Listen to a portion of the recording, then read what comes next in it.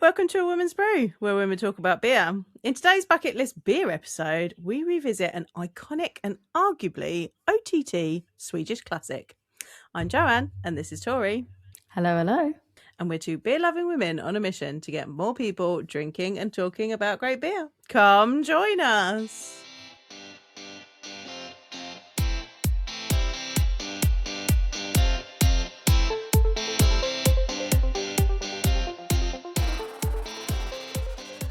I feel like this one today is like there's this whole there's the nostalgia thing that's happening at the moment, right? Where everyone's kind of like looking back at things and being nostalgic. And I feel like this beer is almost like a little bit like hype craft beer nostalgia. Oh, it definitely is. For me, anyways, it definitely is. I feel like the labels on these beers always, we'll reveal what it is in a minute. The labels were always like back in the day, would catch me completely like, oh, that looks cool. That looks like mysterious. That's an interesting one. I remember the first time I saw it, I was like, oh, what is that? That's beautiful in color. And that's so simplistic, but elegant. What is it? And then, we can talk about our nostalgia stories with the beer. But I will say they then looked at the price tag and I was like, oh, yes. Like again, I think this goes back to like that like hype craft beer time where we were all like, this is amazing, and oh my god, look at this thing, and oh, that's how much it is. No, it's fine because it's like cool and fun, and I've got to try it because everyone says it's so good, and then you just dropped some money for one can of beer. one can of beer, which is just I mean I think I've shared stories about this before, but when we get to it I'll share my story again because I can't remember if I ever shared it on recording or when talking to other people or not. But I mean, for anyone that's not worked it out based on our intro or by what we were talking about, do you want to reveal what the beer is? So I've not got my can isn't the best representation of it this time around, but we are drinking Bianca. Yours is the best one, yeah. Bianca's from I'm against Bianca's because there's no one right way to have a Bianca from Omnipollo. There's no one right way to enjoy a Bianca. Right way to enjoy a Bianca. We're going to get a cease and desist on that, and they'll be like, that is not Omnipollo's thing. You can't say that. Tori has got one of the cans with the lovely feather on it, which is the iconic beautiful like Bianca feather, and all the different varieties would have the different coloured cans and the different feather colour combos on it. I have a purple can that's got the raw out of order slushy dog on it because mine is a collaboration one. What flavour is yours? Well, I like that yours matches your shirt. I'm not gonna lie. Like yours, like you know what it's almost exactly the same shade. Yeah. Do you know what it reminds me of? Like when someone's got like like when you see those memes and they show up to like a green screen, and then people are like, "Don't wear green today" because they're like, "We're doing a green screen thing," and then they show up and they're like, "This is cool, right? This is fine. This is fine." Like that's what like everyone's like, "Don't show up with a purple can. Don't show up with a purple can today because Joe's gonna be wearing purple." And then you're like, "This is cool, right?" And it's like blended in so seamlessly. I love it. So mine is the cherry maple pancake lassi gose. So that's sour ale with cherries, vanilla, lactose, sugar, and maple syrup added. I will caveat and say I did just buy this not that long ago. At the time of recording, I paid for it not as far away ago as you might think. Yet I am fairly certain I didn't look at this at the time because we've got the second beer we're going to have. We've had we bought intentionally, and we were like, we need to now try to find the normal Biancas, and it will all become apparent in a minute. They are really, I don't know about you. We can talk about this more in a minute. I don't know about you, but I've found that they're actually really hard to find now. I'm presumably probably because of Brexit and the cost it takes to make them and everything else. But I really struggled to find them. So when I found one in the wild, I was like having it, and I never looked at anything else. And the bottom of my can, now that I looked at it before recording as the first time of looking at it, I'm fairly certain it says the best before date is 2021.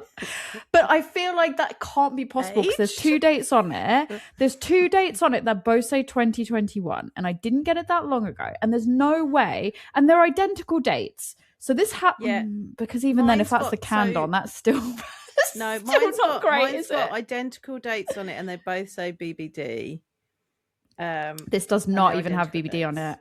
It literally just says 2 identical dates and there's not even a BBD on it or anything like nothing. It's just dates, 2 structures of dates with some other random numbers and symbols, which is probably the guile numbers and stuff. But I'm like, this was either made in 2021 or best before 2021. You have to be careful opening it. Oh shit. Have you got like kitchen roll and things ready? Kitchen roll? Yeah. Not the ready. No? I can't. It's been a while since we've had anything like any spillages. I haven't had a spillage. No, I haven't had a beer cano in a while. Yeah. It's like, so I don't know if you've noticed, you've not even complimented my new office space. So I've set up I've moved around the office. For anyone watching the video, I've moved around my office because my beer stuff was on like this It looks wall, wonderful. And all my other stuff was, the mess was all on that wall and my beer stuff was on that wall. And I always intended on when we were recording that I'd probably be facing this way, but just the nature of how I set my desk up, it did not work that way. And so I always tried to angle my laptop, but it didn't quite get everywhere. So you mostly just saw mess behind me. It's still mess because it's not 100% finished. That's a work in progress, but I spent my bank holiday weekend doing that. But the best thing to do on a now bank it looks holiday. all nice. So you can, so now you can see it, but my mess cleanup situation is like there, so I'm gonna have to scoot and get it now that you've said that. I don't want to think about it anymore. What beer is all beer? So it's stressing me out now.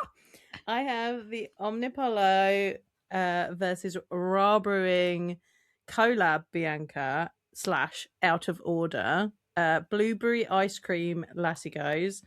I mean, that sounds amazing. I feel like out of order needs, like, we need an out of order episode as well because those beers are crazy. Like, they are crazy. They've got amazing labels as well. They're hard to get. Yeah, they are, but they're crazy. And I remember, like, there was a set where they did like 80s cartoon labels, and I got those.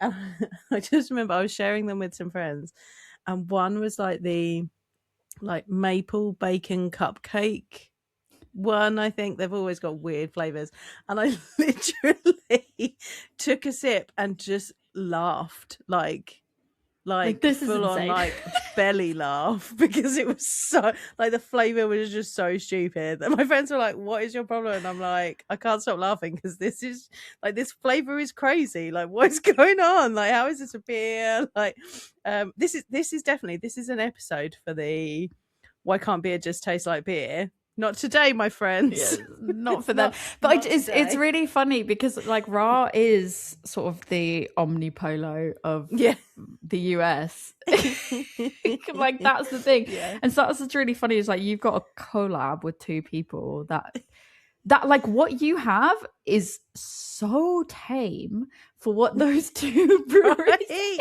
individually, like, those 2 individual... Right, blueberry ice cream? Come on. Like, I just kind of want to be like, well, that's not. Did you even try? Enough, is it? Yeah, like you phoned that one in. Did you have a sick day when you made that up? Like, that's too normal. It sounds phenomenal. I'm not going to say it doesn't sound phenomenal, really, but it is really funny that it's like out of everything that they normally do, especially like if you, I feel like it's not even a joke. Like, you could just pull random things out of a cupboard sometimes, like, and just be like peanut butter, strawberry, and then you'd be like, yeah, Omnipollo's done a beer like that. Like, it's fine. Like, it's just because I think they have become a meme for that, which is funny because I do think they have probably toned it down, or they've. It'd be really interesting to look at like other new releases of Omnipollo because I don't feel like we hear a lot about Omnipollo releases anymore.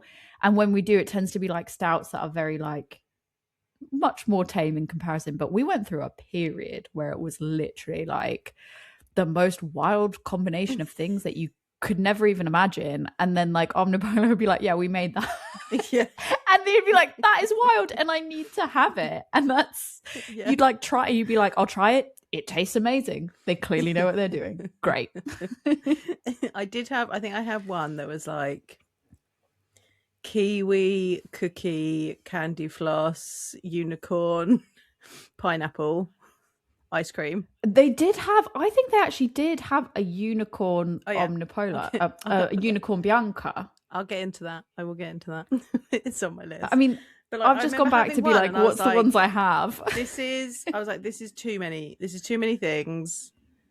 My brain can't cope with it. No, I was like, this is the end. Too many things. This is the end for me. I'm looking through, because we were talking about this earlier and about like which ones we had before, and I know we're going to talk about it later, but I'm like looking through the ones that I've actually checked in, and like I feel like they're all so tame in comparison to like blueberry, coconut and hazelnut stout, and I'm like, yeah, okay, like that's normal. Or like a pale ale. I think sometimes I will try. So the Luz Mexican lager that they did, we had that on a podcast episode, I think. Actually, we did that on our Mexican lager episode. I think we did, and it was really nice. And I think we bought it because we were like looking for Mexican lagers. It was really hard to find a bunch that were labeled as Mexican lagers, and we were like, it's Omnipollo and they're doing something that sounds really like tame. And I think we were expecting it to have some weird wild twist or to not taste a particular way or whatever, and then we got it and it was like, yeah, that was really good. And I've got like, that was really good and really on point. And like, it wasn't wild. There was no frills. It was like to the point. It was great. And I've had other ones that I like their beers, but then they can make a solid beer. Like the reason they can break the rules is because they know the rules. Oh, 100%. And it's like, I've had their American pale ale. Mm-hmm. And it from what I've rated it before, it's like, yeah, it was really good. And that's what I think is so funny is like, sometimes I do think that if I see Omnipollo have made a beer and it's not wild, because in my brain, there's just this meme that it has to be wild if Omnipollo's made it. And it's straight, no frills. It's always phenomenal. Right. Shall we crack this open before we get into talking about it? I feel like we should. Yeah. I rolled it around as well. So I'm really like extra worried about it. We're going to be very carefully open. Do you know what? I had some stuff sitting around on my desk and I was like, I'm just going to move some of this stuff just in case. Not that Omnipollo make cans that like, they're not one of the. Mine's from fucking 2021, mate. Oh, yours is old. Yours is old though. They're not a brewery that I would be like, oh, we need to like shit, put that in the fridge real quick. Like usually they're pretty good, but yeah, if yours has been there a while, I might want to just be careful. Mine's 2021. I have moved it all about for the fruit aspect of it, and I have never been more grateful. Like again, part of this office reno, I've literally the worst part is I just cleaned my desk yesterday. I just did a full deep clean so I could set up my mic so that it's on. And I was saying to Joe before we started recording, I feel restricted. I feel like it's all like this mic is now all up in my business because I'm not used to it being on like an arm, but I've never been more thankful. You have such a good pour. Mine's okay. We're good. We're good. Okay. We're good. The thing about a Bianca is it's always beautiful. Like mine is, I'm not gonna lie, blueberry purple with a spilled fat pink head.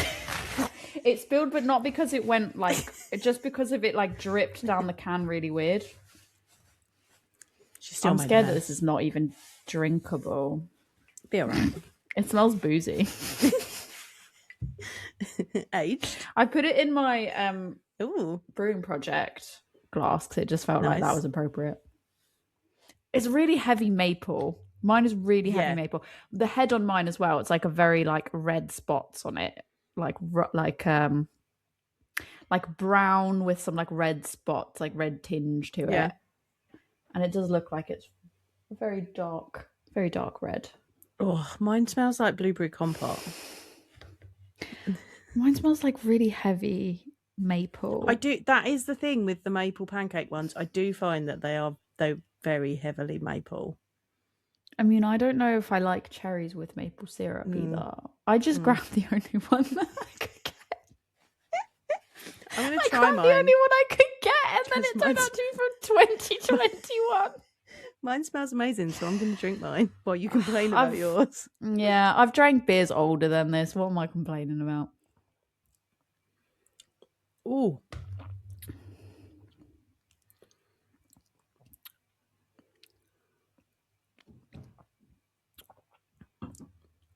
I don't know. Mine is straight up blueberry. Like, it has got that creamy background because obviously there's a load of lactose in it. We'll get into that.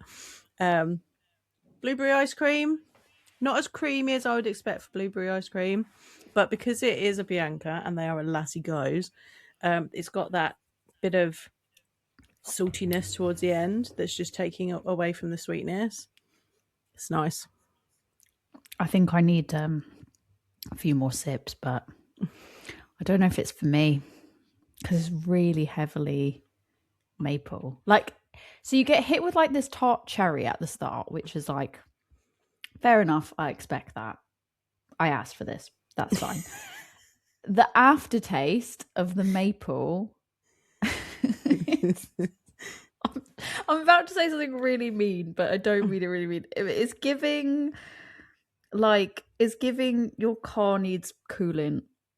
Oh, Like, do you know when your car overheats, like the radiator fluid, and then you just smell maple? There's just like permeating like maple. no, I do not know this.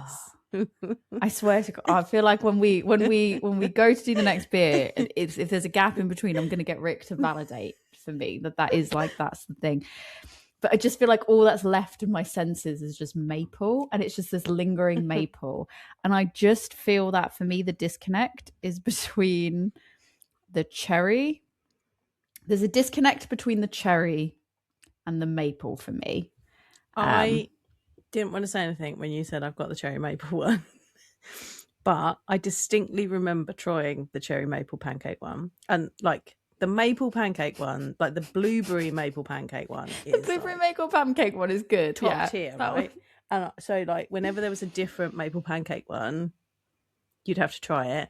And I distinctly remember trying the cherry and being like, "Oh, the cherry does not work with the maple." But I didn't want to say anything to put you off. No, I'm actually happy. I'm happy that you said it to me after the fact, because it makes me feel less bad that I just go. Yeah. I mean, I'll keep drinking it. Yeah. A bit, but I don't think I could. These cans. So I guess another iconic thing about the Biancas, the cans were always, right? Yeah, like the normal Biancas were always in these, like the pint cans. Yeah, 1.9 fluid ounce cans. See, mine's only 44. So it's just too much. Mine's a 440 mil. I assume that's because it's an out of order, so it's like for the American market, I guess. Was it just? It's just over the four. It's just over 440, isn't it? Because it's like 468 or something like that, or whatever. That's off the top of my head. It's like 458, 468 or something like that. So it's just ever so slightly bigger than a 440 mil.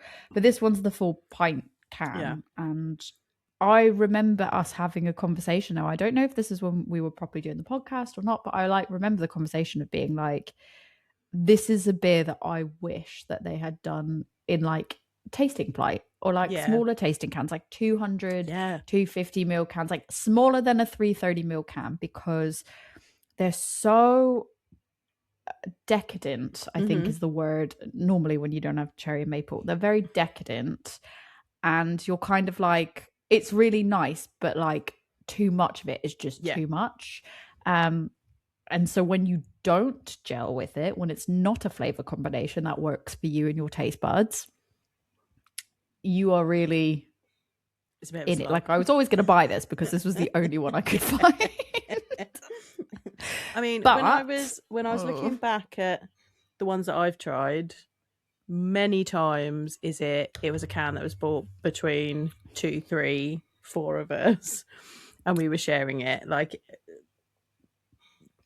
about half of the ones I've tried were ones that I've shared with other people rather than having the whole can to myself. And I think that was probably a good way of doing it, was to have the pint can and share it with people. Less easily done during COVID. Yeah, well, I mean, I had built-in, like, I'd Rick. That was my built-in sharing This is partner. not So I was a beer always that sharing Gordon it would at touch with a least. barge pole. Oh, see, this is like Rick's like, yeah, let's go, like anything. He's like me, where he's like, that sounds interesting. Let's try that. So, that was definitely one that is like, I'd normally split it 2 ways, and today I'm not splitting it 2 ways. I mean, the way the cherry and I'm going to come out and say the way the cherry and the maple go together, it's like I cut my lip and I can just taste, like, it's that like blood taste. Does that make sense? It does, yeah. What I'm saying. Because I'm like, it's not like, it doesn't taste like it's an off flavor. Like, I know I've been like, it's from 2021, like, but I've had similar type of beers that are of the cherry and the maple, because I remember when I tried it, I was just like, I don't think this one works as well as the others. It tastes like I got a cut and I'm it looks like blood. This is what you come to the podcast for, listeners. Our real, like, honest opinions. Yeah, it looks like blood and sort of tastes like blood. Do you think it tastes like blood because you said, like, you saw it and your brain thinks it's blood? Is that why it tastes that? I think it has that. The way that like tart cherry is like then combining with this aftertaste of maple, where it's like the cherry is so sharp and tart and like you said, like that zingy, and then the maple is so flat. Like, for lack of a better way to like describe it, the maple is very flat but aggressive. And so I think you have this, like, these two flavors that are coming together, and the way that it's like landing when they're combining, it just has that. I don't want to say metallic because it's not, because I know metallic is not like that. It's not like a metallic flavor. It is just, I don't know. Don't love it. My one's lovely. Yours sounds really nice. But this is the thing with Bianca's, though. But mine's good. Literally. But I feel like this is the thing with Bianca's, though. It's like they are so varied. Yeah. Obviously, we should probably take a step back and actually get into like what the Bianca's are, because they are so varied that every single can that you're getting of like a different Bianca is so wildly different as well. Yeah. You win some, you lose some. So let's start with a little bit of history about Omnipollo. I think, like, for these bucket list beers that we've been doing, like, a lot of the breweries that we've talked about are kind of like well established, so they've been around for quite a while. In the grand scheme of beer things, Omnipollo are pretty new, she says, which doesn't feel like it. Doesn't feel like when I was doing the research for it, I was like, oh, really? Is that only when they started? Because you felt like there was such an institution, right? So Omnipollo was founded in Stockholm in 2010 by brewer Henok Fentie and artist Karl Grandin. It was a new kind of brewery. So Henok was a long-time home brewer turned pro, and Karl was is an artist and designer. And so he's also the co-founder of a clothing brand called Cheap Monday. And Henok said, me and Karl worked independently. I write recipes and brew, and Karl creates art, yet we're in constant conversation about what influences us at any specific time. So they've always been this very conceptual brewery, and they started out as a gypsy brewery. So they developed the recipe, and then they didn't have their own brew house. They would collaborate with other breweries worldwide to create their beers. Then in 2020, they did open a permanent brewery in a converted church in Sundbyberg in Stockholm. I'm so glad you said that word. I'm so glad you said that name, because I also pulled up stuff about the church and I went, I don't want to have to be the one to say that. You know, I'm the one that says the names. I would love to go to the Omnipollo Church, and I've never. It's my bucket list. Yeah, I think it's literally one of the top. Yeah. There have been times that I nearly have booked a vacation, like I've wanted to go on holiday to Stockholm, strictly because I've wanted to go. But I'm like, I literally, that's what I'd be doing. Yeah. When that opened, I was like, that is a destination. That is a beer destination, and it has been very high on my bucket list. Really want to go there. And like, talking about nostalgia, I remember back in 2020 when they opened it, or when they were building it and stuff, and they were putting everything in there. Yep. And they did do you remember they did like a live stream? They did a virtual live stream. They took everyone around it, and they were like, "This is where all the barrels are, and this is where the kit is, and this is eventually where everyone will sit." And like, and we were all just like sat there, open mouth, being like, "Oh my god, this is so cool!" Like, and it still is very, very cool. I love a good converted, like as a non-religious person myself, I also really love a good converted church, just because the architecture element of it, like just when you look at the photos of the Omnipollo Church, it's literally just like that big stained glass window is that like focal piece, and you're just like, that is beautiful. And it really matches so well the vibe of the artwork that they have and the labels that they do, and just the in general, like what they produce. It's like it feels like it wouldn't belong anywhere else other than inside a converted church, and it just looked so phenomenal and so cool that I'm just like, I can't believe I haven't gone, but like I can't believe I haven't gone yet. Like I've gone really close to being like, if we have a long weekend, like, oh, we could just go there, and then at the last minute it's always like either not the best time of year weather wise or whatever else, and now I'm like, I still really want to go so bad. Still on the bucket list. They are, they are conceptual, they're experimental, they blend like culinary inspiration with art and beer to create these crazy beers that we all love drinking. So kind of around the world, they are known for boundary pushing dessert beers like the Biancas and like some of their big stouts.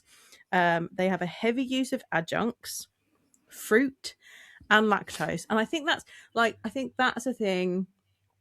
Like now, like what we 6 years on from when they opened the brewery there, I think there's a real kind of push for like more vegan beers so that they're more accessible to more people. Like the Biancas are so heavily lactose. Like at the time when they were at their height, let's say, lactose in beer was just like, you were lucky if you could find a beer that didn't have lactose in it. So it wasn't uncommon, and these are heavily lactosed.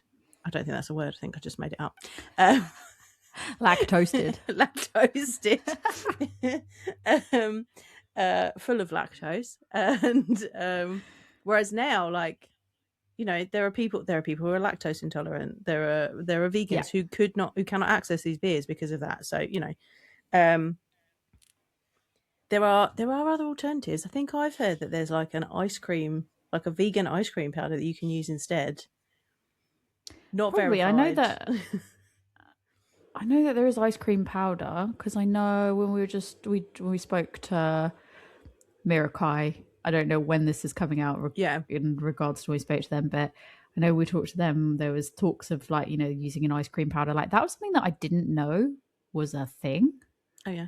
And then when Oliver was like, yeah, put in ice cream powder, I was like, what? Whether or not it's vegan, I don't know, but I've heard didn't know it was a thing. It may be fake news, but I've heard tell that there's like a vegan ice cream powder that you could That's use. fine. There's so many people spreading fake news. Just add to it. Just if you say it confidently, it's not fake news. It's only fake news if you question yourself. There is vegan ice cream powder that you could use now. Yeah, there's say it with your chest. There is vegan ice cream powder. Right. Anyway. Use it. And they also have a strong visual identity. I mean, I think you could pick out an Omnipollo bottle or can on the shelf without knowing what it is and just be like, yep, that's Omnipollo.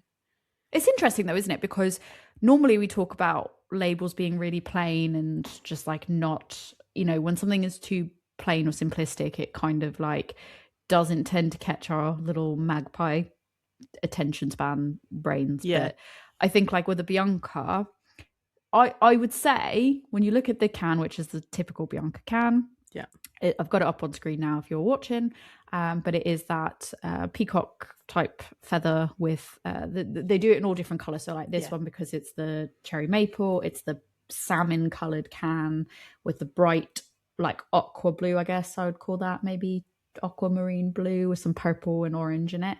And it's all very complementary colors, but it's very basic in that it's just one singular feather simple across the can. It's very simple, but not like it's still eye catching. Yeah, striking. It's still I think it's because they use these very bold, loud colors and bold, loud color combinations together that you just kind of go, they don't have to do a lot with the label. Sometimes they do, sometimes they don't. But they don't have to do a lot with the label to go, that's caught my eye, and that's really just like a bold. It's a bold statement, just like their beers are, I think. Yeah, definitely. So glad you're topping yours up. You are really having a good time. Lovely. I'm enjoying myself. Me too. I'm also enjoying myself. The experimental ethos of Omnipollo leads quite nicely into talking about the Bianca series. So Bianca is probably one of Omnipollo's most iconic series. We reckon they were probably first released around 2016, 2017, and the first version was a mango version, and it was a mango lassi gose, and it was based on a mango lassi, which is a yogurt and mango drink that you can often find in Indian restaurants. It's a Punjab origin. There you go. They were originally brewed through collaborations, so some of the original ones were brewed at Buxton Brewery. Like some other, another couple of other iconic beers that Omnipollo created were brewed with Buxton. The ice cream beers, and the beer. What do we call it nowadays? I think it is just called the beer. It's just called the beer. Yeah.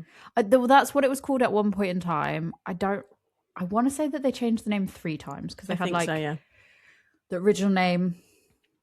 Well, they might have even changed it 4 times because they had the original name.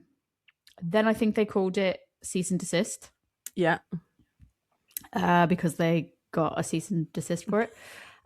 Which I think, if I'm remembering correctly, that happened, and then that's what I could be misremembering this and mixing it with something else. But today's the day about confidence, so we're confident today. So we're just going to go. So yeah, they had the original name, and then cease and desist, and then they called it just the beer. Or I can't remember if it's called like the original or just like the beer. Yeah. And then I want to say that they might have even changed the name again. Yeah, but I'm not sure. Yeah, and there's if you've ever seen a beer bottle wrapped in white paper with little eye holes cut in it, and it was a peanut butter stout. Just peanut butter? I think it was just peanut butter, wasn't it? I think it's peanut butter. I think it was just peanut butter. Peanut butter and chocolate, I think. Yeah, I did have. So I was at. It was originally called Coward, wasn't it? Yeah. And I was at Nottingham Craft Beer Festival, and Buxton had a bar. And they had like a keg of a version of it that had been in the cellar for a bit. And they were like, this is probably one of the last kegs of this. So here, have some. Oof. It was great. It was, that was such a good beer. And it was I've got one of good. Not the newest releases. Mm-hmm. I think I've got the first one that put out after Cease and Desist. Mm-hmm. I feel like I want to fact check that because now I'm like... Well, that was another one of those beers that it was just like people were like, this is that was amazing. Iconic. If you see it, you need to buy it, right? I think it was originally called Yellow Belly. Yes, it was. There we go. So it was Yellow Belly. We did not do because this is not an episode about the iconic. It's not about that. So it was. I knew that was like. Yes. I was like somewhere. It's changed its name so many times. Yeah. So it started off as Yellow Belly. Yeah. Then, and I want to say that was Yellow Belly originally a collaboration with Buxton. Yes, it was. And then there's a brewery called Yellow Belly. So then they got the cease and desist to change the name. Yeah. Then they got called Coward. Then they called it Coward. And people didn't like that. Because I knew that they called it cease and desist because they got a cease and desist. But I was just like, why would they get that for Coward? I can't remember. Yeah. So yeah, then it was called Coward. Then it was just called, I think, the beer. Yeah, the beer. Because everyone knew what it was from what it looked like. But yeah, so they've always done these iconic beers, right? Some with Buxton.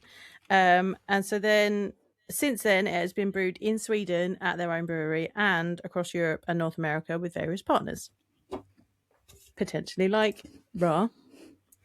And I have a list of other collaborators to come. The core concept is that it's a gose style sour ale, which is a traditionally salted and slightly tart ale. I have tasting notes for that coming up. Hold your horses on that. It was then reimagined as a dessert / smoothie beer more to come on that as well.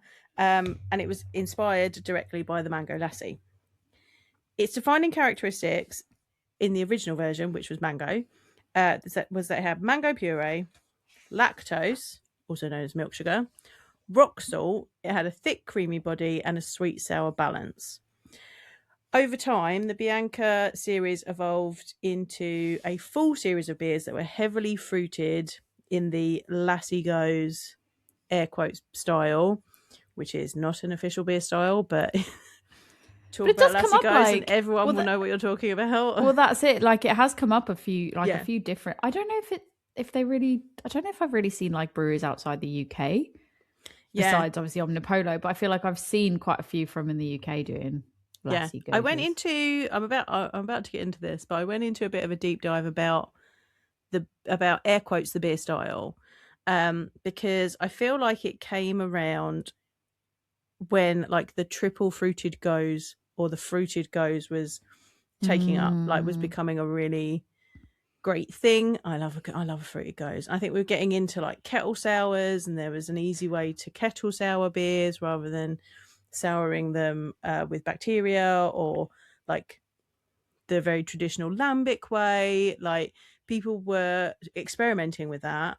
Fruited gose became a thing, and then we get things like Bianca, and then we go into like smoothie sours. I think this is kind of like similar as well in time to. It's that period of transition where I think it was still like milkshake IPA time. So like I think it was like milkshake IPA time before we moved into some of these other things. So I think like when this came out, we had that, like you said, fruited goses, but also milkshake IPAs. And then someone's probably like, well, what happens if we just kind of like put those two together? Right. Pushing the boundaries of what air quotes beer actually was. And it definitely doesn't taste like beer, I'll tell you that. No. So it's based on a mango lassi. What is a mango lassi if you've never had one? I was literally in an Indian restaurant. I was like, I want a mango lassi because I want to know what one is. I've been drinking lassi goses and I don't know what. Well, I don't actually know what a mango lassi is. So they're can really I have good. one of those, please? I did it the wrong way around. But it is made from yogurt, mango, often puree, sugar, and sometimes it is spiced with cardamom or other spices. They're refreshing. It's really nice. Like, the texture is thick, creamy, and a bit smoothie-like, and the taste is sweet, tangy, and refreshing. So that was then taken and made into this air quotes beer. I feel like I just need to keep saying like air quotes beer, because just if you're listening, she's constantly air quoting when she says beer, because someone's going to be like, that's not a beer. Especially the colour of mine. The colour of yours, mate. Especially the colour of yours. State of mind. So a traditional gose. I love a traditional gose also. By the way. Same. We do have BJCP style guidelines for a traditional gose. It is in section 23. Oh, I've got the numbers. Didn't know if we were going to get numbers in this one today, because it's an air quotes beer, but we do. I thought we got the numbers share it. Gose sits in 23, section 23, European sour ale. It is 23G. And I won't go through all of it because obviously this beer is not a gose on its own. So the appearance and the aroma and stuff don't really apply because they chucked a load of lactose and fruit in it. But the overall impression of a gose should be a tart, lightly bittered historical Central European wheat beer with a distinctive but restrained salt and coriander character. Very refreshing with a dry finish, high carbonation and bright flavours. So I think that base, when you stick a load of fruit and creaminess in it, just stops it from being so overpowering, which is why it's the best base for this. I mean, mine's definitely tart. To be fair, what I will say is the maple has simmered a bit. Yeah. But the problem is that it's just the aftertaste of like, it's just the maple aftertaste. But it has simmered a bit, so I can have sips of it without it being so aggressive. So aggressive. So I think we go from like the traditional gose, and then we come into fruited gose. And that's a modern take on a traditional gose, combining the signature salty tart profile with vibrant fruit additions. The beers were typically like the fruited gose is typically brewed with coriander, sea salt, and generous amounts of fruit purees. Examples of the types of fruit that might be used: passion fruit, mango, and raspberry. But really, brewer's going to brew, and they were chucking in whatever they fancied. And I respect it. Right, and we do, because they are tasty. And it results in a refreshing, jammy, and often thick. It's not got 3 seats, but I feel like it should. Triple fruited style. I mean, this is jammy. I'll give you that. Yeah, mine is too. Mine is like jammy. Compote. It's delish. To be fair, yeah, mine's like, what I will say about it, it is like a breakfast buffet. Yeah. Like an American breakfast buffet. Okay. Like when you go, like when you go to breakfast and you're like, yeah, at an American, like traditional American buffet, yeah, I want some pancakes with the maple syrup. It's like, yeah, okay.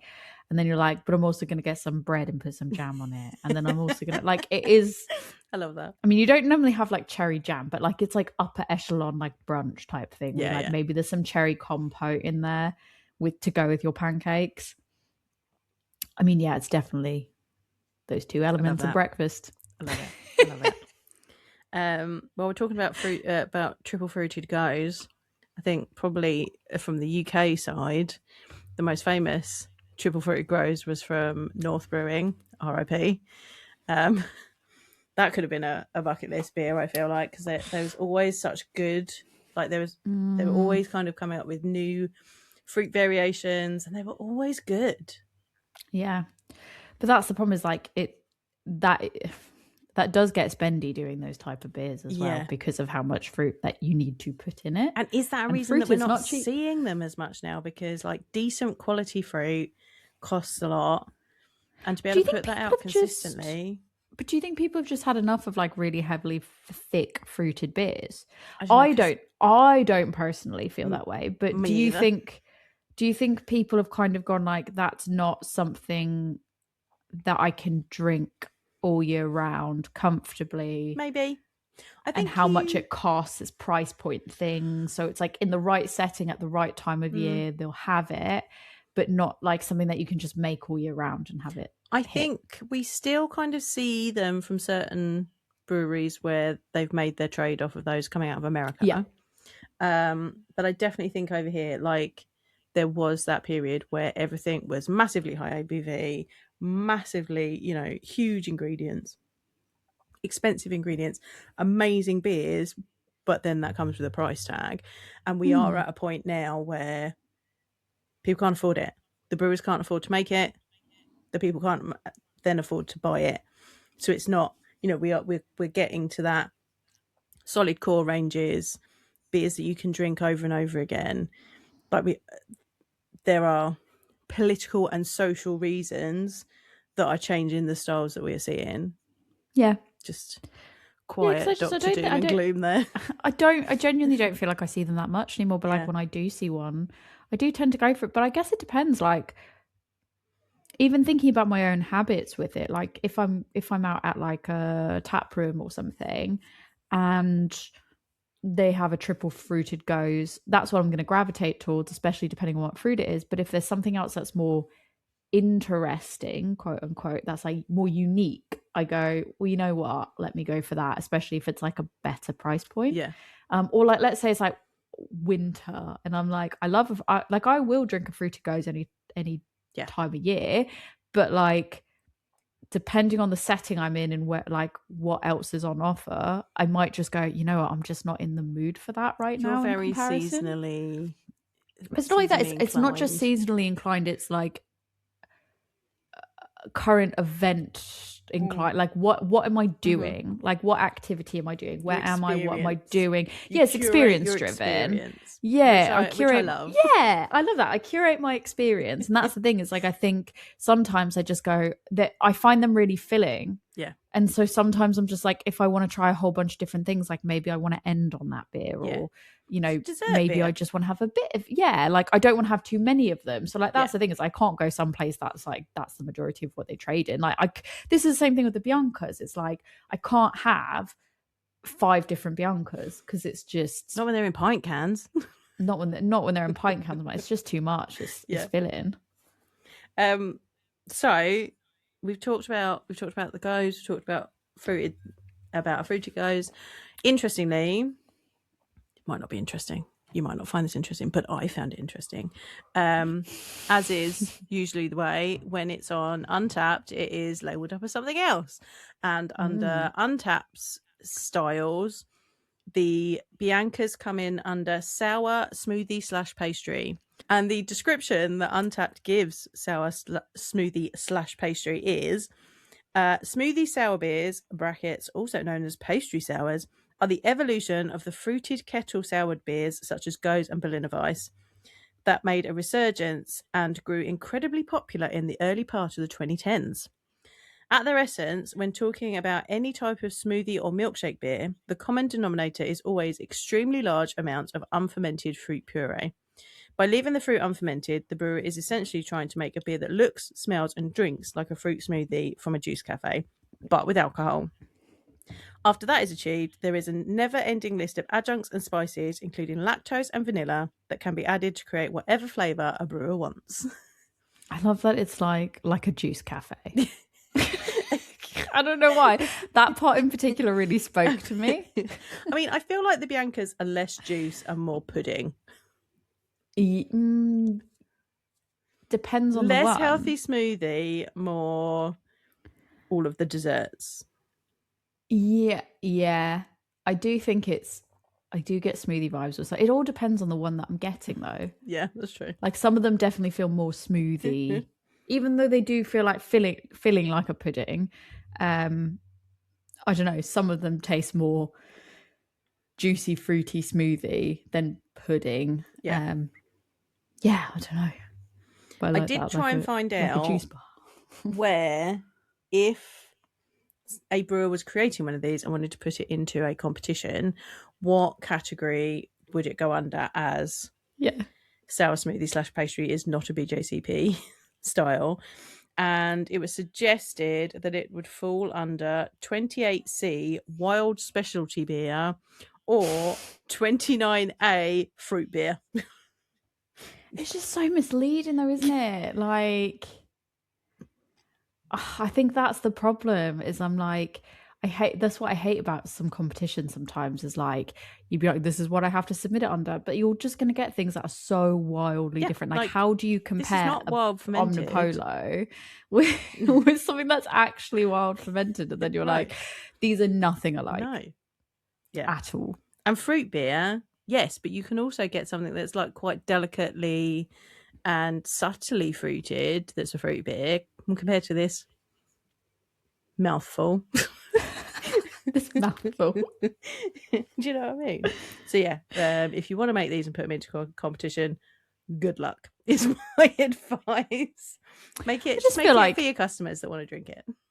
Yeah, and I kind of feel like, not that you don't have a hope of winning, because that's not it, but not like at all. The thing is just like, somebody's going to go into it with a preconceived notion of what they think they're going to start drinking based on the category, and then they're going to open it, pour it, and go, what the actual F? Right. Like, I think what is this? There's a high chance for somebody to be like, this has been miscategorized. Because they don't know, because they're just like, this person put it in this category for what reason? It's like, because I didn't have any other options. Mm-hmm. I mean, I am a fan of this lassi gose format though, so I'm like, let's bring them back. Let's bring them back, but maybe not cherry and maple together. Do you want to try your second one? Yeah, I really do. Okay, we have second variations, everybody. Let's bring out our second ones. All right, so there are all sorts of different Bianca variants, which I have a slight list of that I can talk about, but I think one of the most exciting ones is that they do a non-alcoholic version, and our second beer is a non-alcoholic version of Bianca, which I think is easier to find nowadays than a regular one. And I believe we've got the same one, and we've got the non-alcoholic blackberry marshmallow lassi gose. Yes, but I did do like a minor face palm, because I also have like a secondary one. So I'll show you the other can. Ooh. Try to see if I can show you them. I'll cover it so you can actually see.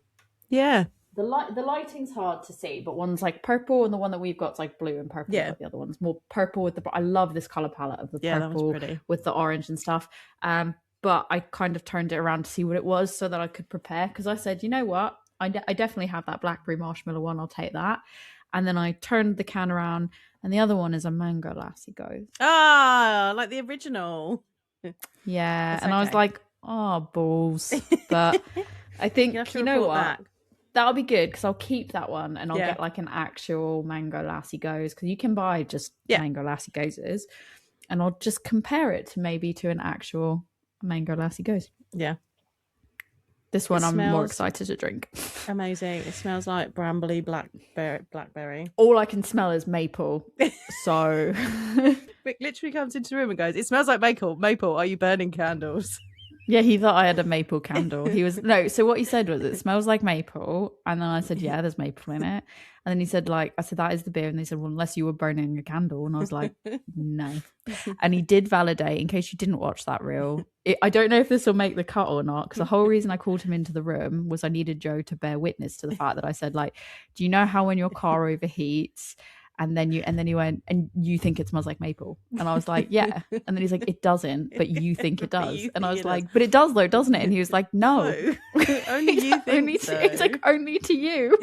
So please, if you are a person that knows, he knows that that's how I feel about it. He just thinks I'm wrong. But if you're a person that is like, my car's over, like if you've ever been in a car that's broken down because it's overheated, and like, does it smell like can maple? you validate, did it smell like maple to you? Yes or no? Y or N? Circle one. Send it to me in a note. Let's know. The smell of this is like literally beautiful. Yeah, I'm very excited. This is so much nicer to me. Should we taste it? Yeah. Cheers.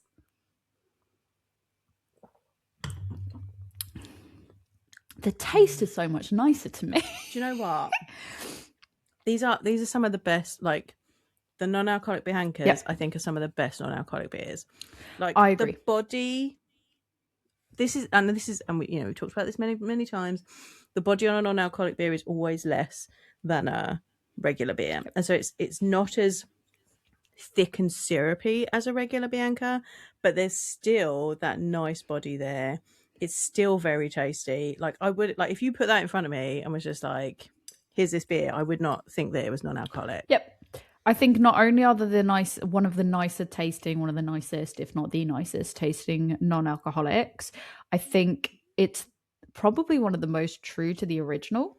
Yes. Like if someone gave this to me, similarly to what you've said, but if someone gave this to me, like to even go a step further and said like, oh, like if I said, what are you drinking? And they said, I'm drinking an Omnipollo Bianca, but they didn't specify that it was non-alcoholic. Yeah. I would drink it and I probably wouldn't question if it was the non-alcoholic one or not. Like it is literally like you said, the mouthfeel on it, the big bold fruit taste, all of it is so true to what a Bianca is. We did it before, like years and years ago. I think we had one we did an alcohol free for like dry January type episode, and loved it then, and I still love it. And the best part about it as well is like normally the non-alcoholics tend to be 0.5%. This one's 0.3%, which is not the same as 0.005 or whatever, but it's 0.3, and so like you almost kind of expect it to not have as good of a like the mouthfeel won't be as good, or that it won't be as true to form. And it is literally, if you gave me the choice between this and the cherry maple, I'm taking this all day, every day. Like, I mean, this is so nice. Still have lactose in it, and I know that lactose is used. What it was used, like when non-alcoholic beer was first, like craft breweries were using it. Lactose was used to try and replicate that body in beer, and then breweries are trying to cut it out for the same reasons why we were talking about no lactose earlier. But because this is a Bianca, they can get away with putting lactose in it. Hopsy, so this one's got blackberry, blueberry, milk sugar, hops, yeast, and marshmallow. And interestingly, when I was looking up about Biancas, they are dry hopped with mosaic. Oh, really? I don't know whether it's just the mango version, But several places I Interesting. saw this Bianca when I was looking at that. There's a really nice like archive section of the Omnipollo website where you can go back and look at old beers or beers that they may still be making. But in several points, it was just like dry hopped with mosaic, and I'm like, that's interesting. That is interesting because a lot of times when you have beers like this, they don't tend to even tell you like what they've hopped with. Yeah. Like if there are hops used, they don't tend to even specify what it is. No, because So it's that's interesting. You're able to such find a that minute out. amount, but it's not. And it's usually not used for flavouring of any sort. It's just for preservatives, maybe a bit of bitter in to balance it out. So yeah, I thought it was interesting. I really get, so this is so as we said, it's blackberry marshmallow, and I really feel like I get proper blackberry, but it's not too, like what I really love about it as well is it's not too sweet and it's not too tart. Yeah. It is literally like just the right balance of the sweet with a little bit of tartness to it. But then like there's that marshmallow softness as well. Yeah. You do get like some of that sweetness is coming from the marshmallow, quote unquote, taste. Yeah. And the softness of that. And I think that also helps contribute to like what that perceived mouthfeel. It's just so good. Like I could literally, I could drink a pint of this probably more so than I could drink a pint of the. And it's not as big because I find that like with a lot of the Biancas. So we didn't actually say, I don't think about what the ABV on the other one was. The ABV on my Bianca was 7%. Oh, mine was 6. But I always feel like even when they are like 7%, 6% or around there, but sometimes they can be slightly more, I think I always find that they're quite like they kind of taste a little bit stronger and more boozier sometimes because those flavors are so like bold and strong that sometimes they can have like a bit more of this full on like boozy taste, whereas this is just like, I don't know, it's just such smooth, easy drinking, I think. Yeah. I'm a big fan of these, to be fair. The last one so when we did do that dry January episode, see if I can work out how long ago it was. My check-in. This was saying it was only in 2024, but I feel like this is 3rd of August 2024. Is it the pineapple I don't think one? that's right. Yeah. No, I don't think that's right. No, that's not. I don't think that is right. We had a pineapple one in like 2021, I reckon.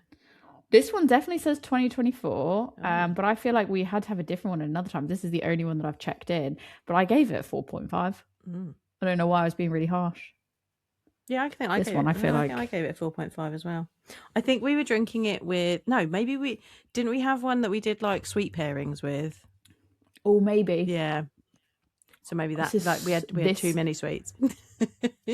This blackberry marshmallow, I genuinely feel like is so refreshing. It's really refreshing. And I feel like I could just drink the black. This is one that I feel like is more smoothie than it is dessert, but in a really good way. So variants of Bianca. There's so many different ones that we're not going to give a definitive list.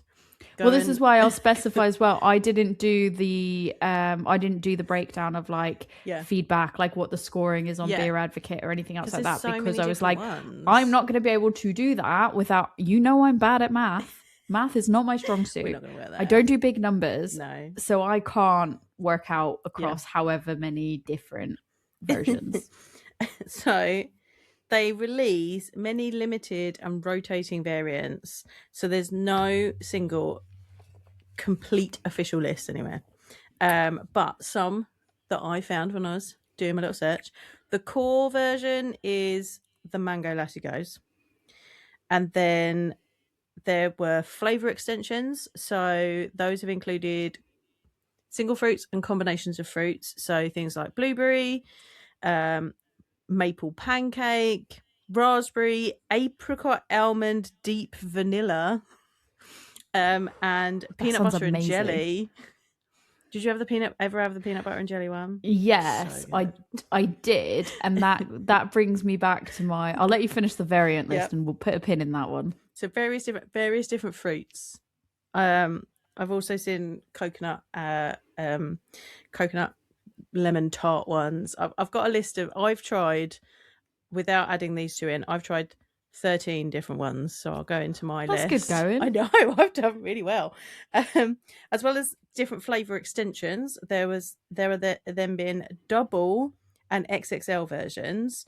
So the double was like double fruit and lactose, and the XXL variations created thicker smoothie style beers. There have been barrel aged versions. I have never had a barrel aged version. No, I don't Add think that I've to the either. bucket list.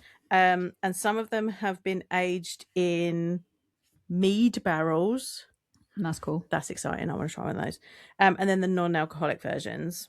And I think here one of the early non-alcoholic versions was the blueberry maple pancake, which was a fave flavor combo. There was then also fruit and dessert variants. So you might get a raspberry lassi gose with barrel aged versions, a double mango marshmallow lassi gose, a strawberry passion fruit mango lassi gose. That one was specifically a 3 scoops version done with the answer. And then the blueberry maple pancake is widely documented by the community as a high fave version. And then known flavored directions that it's been taken in, a lot that we've already talked about: blueberry, blackberry, peach, marshmallow variants, multi-flute blends. There was a matcha version. I don't think that was needed. Right, I was like, I don't know how I feel about that one. And then there was a unicorn version that we mentioned earlier. Now, the unicorn version, nowhere is it written down what fruits are in that. You had to guess. Oh, that makes me want They it wouldn't even more, tell you what was in it. It was just what flavor is a unicorn. That makes me want to try it specifically. You'd love that. Yeah. So Bianca, here is a key point for you. Bianca is not a single beer, but a platform. I can be like, it's a lifestyle. I mean, I feel like at one point it was. Yeah. Each release reinterprets the same base idea. So here's I've got a little list of the ones that I've tried. You ready? Some of these I've had more than once. I haven't noted which ones I've had more than once, but these are the ones I've had. Blueberry maple pancake. That is my all-time fave. Raspberry maple pancake takes second place as one of my faves. Blackberry maple pancake. Blueberry maple chocolate peanut butter pancake. That's what I'm talking about. I like that. With that, why are we combining these things? But they taste good. Yeah. Guava lychee passion fruit. Blueberry, blackberry, raspberry, strawberry maple pancake. That one only got 4.75 out of 5. Just the more you like, it's like that game where like you say a word and then like I add to it and then like everyone just adds to it. Double peanut butter jelly, cherry maple pancake, Bianca peach. So there was a couple that I've had: Bianca peaches and cream, wild Brett. So they were wild name. They weren't as thick, but they were Bretted. And then I also had Persica wild Brett Bianca, and they were in bottles, and they were done with Crooked Stave in the US, who's a well-known wild beer brewery. I've also had raspberry peach marshmallow, non-alcoholic pineapple that I noted was just like pineapple juice. Yeah, I did the same. And then lemon coconut tart, which is my least favorite at 4 out of 5.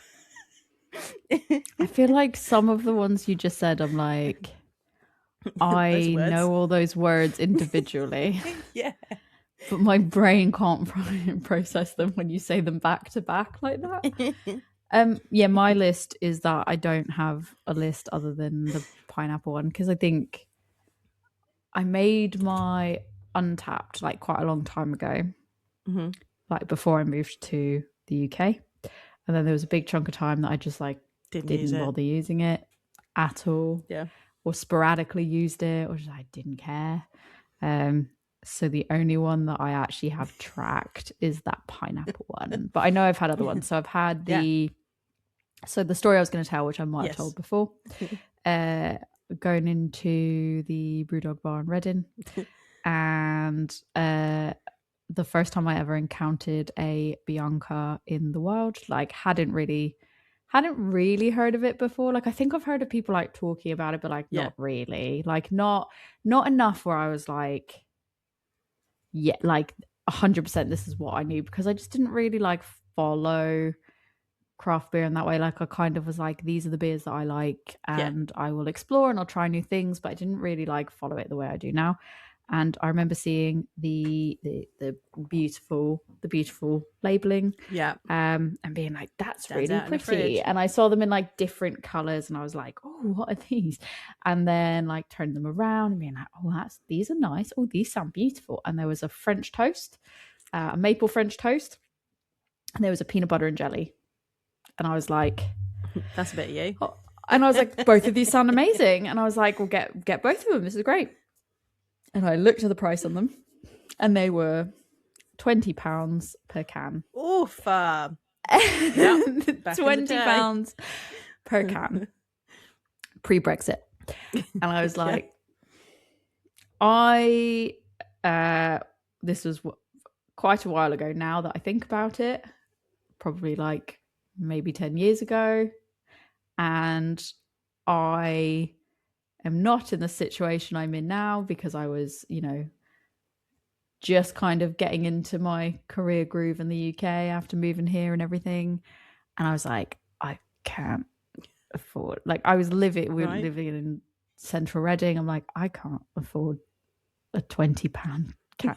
Now I say, I don't mean that I like have loads of money now, but like if I saw an iconic beer that I really wanted to try, I'd be like, can I spend 40 quid on 2 beers? Like I can, but it has to be pretty damn iconic. Got a good reason. Yeah, like it's got to be pretty damn iconic.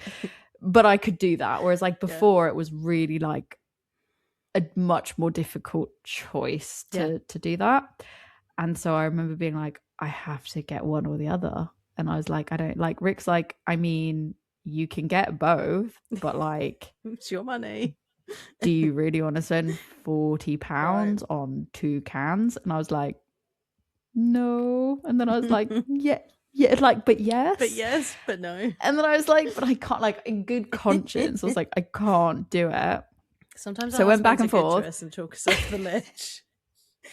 And sometimes they just make me feel guilty, and I'm like, fine. And so I was like, well, which one should I get? And he's like, whichever one you want. And so like, I had to sit there and make the choice between the two of them. And I was like, this sucks. And because I think it was like cinnamon French toast or peanut butter and jelly. And I was like, so what am I supposed to use, fucking cinnamon or peanut butter and jelly? You're like, what do you want me to do about this? And he was like, you can get them both if you want to spend that. And he's like, I think it's extortionate, but if you want to spend it. So I was like, fuck's sake. So I think I eventually went with the peanut butter and jelly, because I was like, I'm going to fucking get peanut butter and jelly. Fine. So I got that. And I remember like a year, it was good. Bought it. It was good. I remember being like, it is quite a lot. Like Rick and I split it, and even splitting that can, we were like, that's a lot. Any more? He was like, we would have never been able to have 2 cans. But I remember like, a year or something later, I think I went to go like validate something on like the Omnipollo website about Bianca, or like look for what else they had, whatever. They were not £20 a can on the Bianca website. And you get on the Omnipollo website, and you, at that point in time, you could just get them order it from delivered there, to the UK. And I was like, cool. And that was before I really understood like it was like before I really understood the like markup and all that. So like I never took that into account. Like now I know what I know, so now I can take that into account to go, okay. But that had to have been a pretty hefty markup compared to what I remember. And maybe this is my brain exaggerating it. No, I remember. From what I remember, it cost direct to how much I bought that can for before like tax or anything. Yeah. I consistently remember them being at like $14.95 at the lower end. And I'm fairly certain that it was like working out to be less than that if I were to buy them direct on Omnipollo's website. I mean, you then have to pay postage and import tax on that. So no, but I don't think at that point in time, I think like it was all fees included, Oh, like it's it all was included. in Oh, because it was that is because it was good, yeah. European, because at that time we could get European shipping and stuff. So I Yeah. think it was like you'd pay shipping, but like Yeah. you didn't have to pay like the custom I mean, it fees or depends whatever on that how you have to much pay you now. buy. Well, yeah. I mean, I wasn't buying that much. Let's be real. I couldn't buy fucking 40 quid's worth of 2 beers. So, Yeah. but I remember being livid. Like I was like, what? Because Yeah. I think someone tipped me off to that. They were like, how much did you pay? And I was like, 20 quid. Like I was like, yeah, I did that. And they were like, yeah, they don't cost that much. And I was Yeah. like, everywhere I've gone, they're pretty spendy. This was only Yeah. a little bit more than somewhere else. They're like, go on their website. And I looked on their website and I was like, well, fuck. I remember there being this really cool little bar in Ramsgate called the Ravensgate. And they always had That's a cool name. such good beers in their fridge. Like it was a tiny little place and they'd have great stuff on the taps. They always had Omnipollo and all like the big hitters in the fridge. And me and a few friends would go there and we'd buy cans and split them. Unfortunately, it stayed open as a bar for a little bit, but the owner moved out of the area, and they kept it open for a little bit, but then it closed down. And it was such a good craft beer bar, and you could consistently get we'd be like, we're going to go over to the fridge and we're going to buy something expensive, but we can share it between us. So we'd have like some big stupid stout or a Bianca between like 3 or 4 of us, and then it's more affordable then, and then also it becomes more affordable, you yeah. don't feel Whereas like, your teeth like are rotting out of your face. me and Rick sharing it, it's like Yeah. that's both my money. So it's like I can spend my money or different my money. Yeah. So sometimes I like when we go out places, like we're putting things on the joint account, but I'm like, I'll let you pay. And I'm like, I guess you're paying today. Like, you can treat me. And he's like, it's going on the joint account. And I'm like, you can pay. And it's just like, it makes you look good. It makes it look like you're treating me. Or I'll be like, don't worry, I'll get that. And I'll just do the joint account. I found something I wanted the other day. And I was like, really want this. And he's like, you can buy it. And I was like, I want a joint money though. We definitely went out for my birthday one year in London, and we were in a Brewdog bar, and Gordon was like, go get a beer, and like, it's your birthday, so I'll pay for it, just take my card. And I bought a really expensive, and I was just like, Nice. and like, there was this one beer that I'd really wanted, and it was in the fridge, and I was like, oh my god. And the barman got it out and was just like, oh, this is however much. And I was like, it's fine, it's my birthday. Boop. And he was like, oh, treating yourself. I was like, nope, this is my husband's card. And I was just like, I can't even remember how much it was now, but I was like, that was blah, blah. And he was like, what? And I was like, it's my birthday. And then I think you didn't put parameters on it. No, you didn't. I was like, you didn't put parameters on it. And then I think I bought a hoodie. Like later on, there was a sale, and I bought a hoodie that was that beer's had that beer's logo on it, and the hoodie was cheaper than the beer was when I bought it. So funny. Oh my god, that's hilarious. Happy birthday to me. I love that. Yeah, I the love old just being days, like... the old days of craft beer. I've one Parma violets. I think this tastes like Parma violets. That one's tasting like Parma violets. I think a little bit, or like sweet. Like in the US, it'd be called sweet tarts, but not as sweet. But not as sweet. Like more marshmallowy. Okay. But it has that sweet tart. I want to say Parma violets, but I don't know. I'm not that experienced with Parma violets. Love hearts. Yeah, like that, but like because it's almost has that like floral element and to the kind it, of slightly sherbety nature with the salt in the background. I love it. Yeah, this is really, really nice. I'm trying to save some so that Rick can have a taste of it because I think he'll really like it, but I'm struggling because it's that good. I have one last piece of information about Bianca's. Nice. What collaborations there have been. Now, this is also, again, not an exhaustive list. This is just some that I found on their website in the archive section that I thought were interesting. Obviously, Buxton helped brew the early Biancas. Have you ever had 3 scoops from the answer? I don't know. It's good. Because I feel like it sounds familiar, but then I am partial to an ice cream beer or it's two, another like ice creamy, lactosey smoothie sour job that's usually like 3 fruits or 3 flavors. I feel like I And have had one, but I don't know. and there's there's different flavor variants of it that end up being available. And the answer and Omnipollo did a 3 scoops / Bianca version, kind of like Ooh. my out of order collab. There has been a 450 North slush. I can't even say it. Slushy XXL / Bianca variant. Their slushy beers are well known in those kinds of circles. The raw out of order one, and then they did a J Wakefield's. They did a version of their Miami Madness Ooh. combined with Bianca, and it was a mango, guava, and passion fruit meets an obscene amount of Scandinavian berries. More fruit and berries than we've ever used before was in the description. Sounds like a threat. Maybe. And then I mentioned the Crooked Stave sour Brett versions earlier on that were quite nice. So there you go. I mean, Pretty much any type so of many I Bianca wanna you can try. imagine. this is my first time having like a properly hardcore, fully fruited beer in quite a long In a time. while. Yeah. It's yeah, making like I know I really joked about full on nostalgia fruited. at the beginning, but like giving me all It's the making feels. me want more. I know. I'm Yeah, just it's making me like want more. I haven't drunk a beer like this in quite a while, and I dare I say I miss it. Yeah, I would agree. And I just want more of these, to be honest. If I can find more of the non-alcoholics, like if you told me I could have like this all the time, like I would have these happily more often.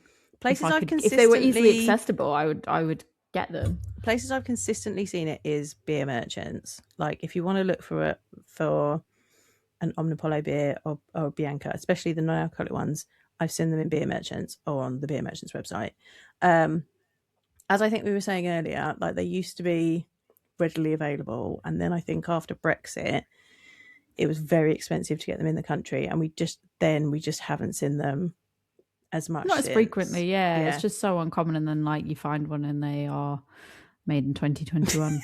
So well, it's a non-alcoholic version, which is great. Non-alcoholic version, which is great. Yeah. But I still feel like the non-alcoholic versions like are still not as easily like you couldn't just go to a shop somewhere and be like, yeah, I'm just going to grab a whole bunch of these. Because if you could, I like genuinely, I feel like I would drink them so much more frequently because they are that nice. Yeah, but yeah, keep an eye out if you know of anywhere, listeners, where you can consistently see Biancas or Omnipollos. Let us know. I did have a look through the books as well, as this is one of our bucket list beer episodes. I went through the books, like the books that suggest these bucket list beers to people. And as I thought, Omnipollo isn't in any of them. Apart from I didn't have them in any of mine either. It is Bianca is not, but Omnipollo is in for Anagram, which is one of their stouts. Is in world's best beers, world favorite beers, and it's one of Johnny Garrett's picks. That's the only place I found Omnipollo. And I think it's because a lot of these were written maybe before they became iconic. Well, I don't know. No, because some of the ones I have are more recent, and I think the only one I have, which I don't have it in front of me anymore, but there was one that was it was one Omnipollo beer, but it was a collab with somebody else, and I can't remember which one it was or which book it was from. I just know it wasn't a Bianca, and I was actually quite shocked. So I guess like final verdict on it: do you think Bianca's deserve to be an iconic bucket list top beer? 100%. Like, and are you shocked that they are not in any of these? Yes, books? I'm shocked. Like, I think perhaps I've got older copies, and so they're not in there. But like they're not in my newer picking copies. This one up. Like they were one of the original glass wreckers, right? Because of all the fruit and stuff. So you always end up with these rings of like fruit puree and the head and stuff. Like before, like where you end up with actual fruit puree all in your glass. Like these were the original glass wreckers. Like I remember being like, oh my God, I'm gonna have to like soak my glass. My good glasses that I've been drinking them out of. Good times. Nostalgia, good times. It's making me want to drink more. They should definitely be in the books. Why aren't they? If you see a Bianca, buy it, drink it. Nobody's mentioning enjoy it. Well, yeah, I mean, maybe just like see what you think. If it's like extortionate, maybe look at what the flavor is before. Not if you're vegan, because it's full of lactose. Yeah, definitely not if you're vegan or lactose intolerant. Or lactose intolerant. That's a big Neddy no there. But I think, and if you've got one that's like cherry and maple, and then you go, maybe those two combos aren't the one. Don't do that one. Or the coconut lemon tart, because I didn't read that. Wasn't my favorite either. Or do, because you might like it. Maybe you will. That's true. Maybe you'll like it. So just see, are these flavors that appeal to you? Yes. Together, then try it. And if they're not, maybe still try it. Yeah. And if you, so basically, if you have tried the cherry maple, I would be so keen to hear your take on it, because I love that Jo held back from saying that she did not like it either. I didn't like it. You. Rick liked it until he didn't like it. I think it is just the combination of the flavors. They started off really wrong for me and then got slightly better, but still wrong for Rick. They started off fine and then got wrong. Jo, you were just like big nose all around. I mean, it was like I drank. I mean, I still gave it 4.5 out of 5. Like, it was fine, but it wasn't my fave. I would struggle. Yeah, it's probably just a me thing. But yeah, I want to know if you've had that, and I want to know what you think. You can let Jo and I know at A Woman's Brew on Instagram and Facebook. You can email us a photo of you sitting on a beach enjoying a nice romantic picnic with your cherry maple Bianca, like holding hands, the two, you and your can running down the beach. I was say, I'm like, having a nice life. No, just with the Bianca. Just with the Bianca. You're taking Bianca. With the Bianca. Okay. You're taking Bianca on a romantic date. I see. So maybe you want to send us photos. You can send those. You can email them in to awomansbrewpodcast@gmail.com. If you want another place to listen to us, if you and your Bianca want to listen to this episode together under candlelight, your maple candlelight, you can find us on our website at womansbrewpod.beer, which is a woman's brew pod, pod.beer. If you want to tell me specifically about how much you do or don't agree that an overheated car smells like maple, please tell her. Please tell me if I am going crazy. If you are somebody that understands how the human brain works, and you know why my olfactory senses might be processing that, you can find me on Instagram at adventures_in_hoptimism.